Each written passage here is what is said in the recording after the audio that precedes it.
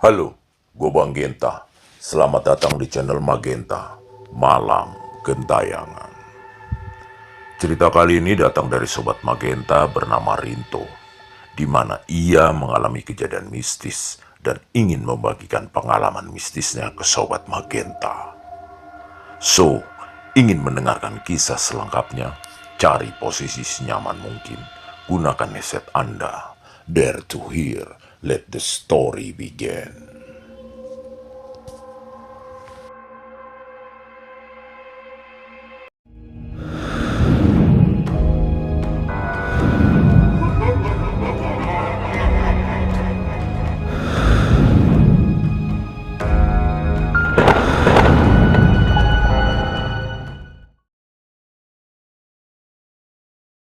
Rumah berpagar kelabu itu baru saja ditinggalkan pemiliknya beberapa minggu yang lalu.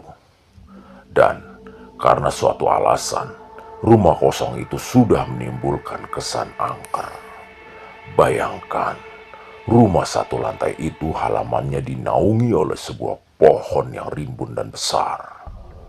Lalu pagarnya dihinggapi tanaman berambat dan dindingnya dirayapi oleh lumut hijau.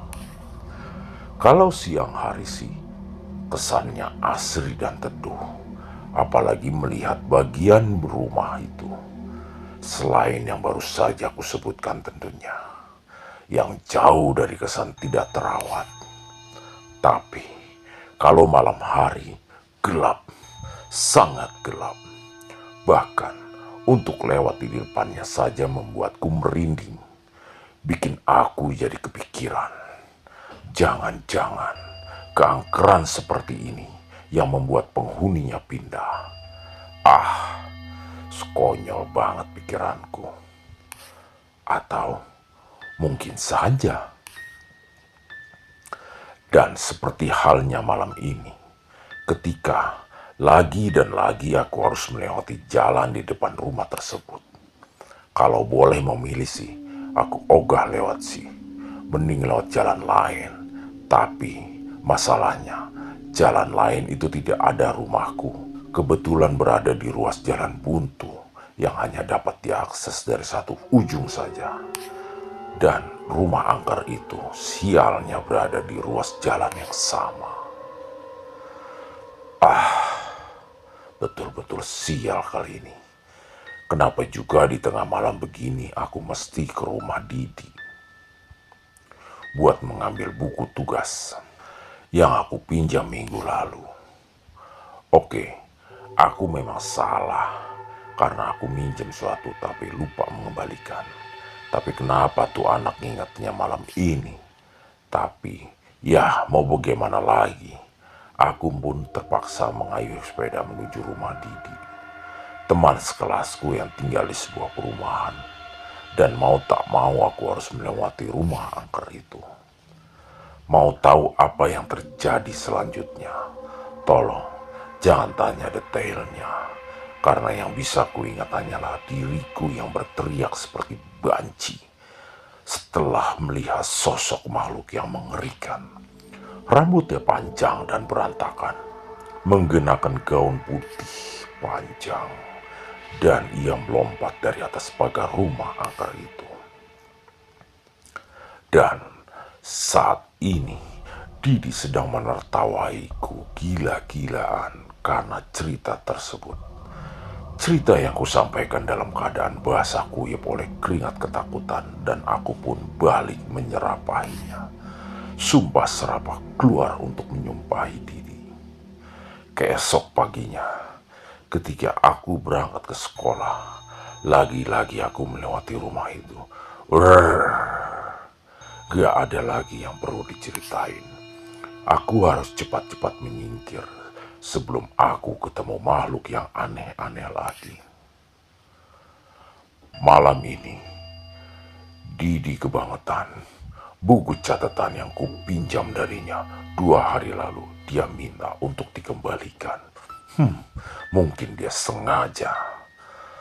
Tapi benar, soalnya besok ada ulangan dan materi yang ada di buku itu. Karena sudah selesai kusalin dan kupelajari, aku sih Tapi masalahnya, kenapa kamu baru minta jam segini, Di?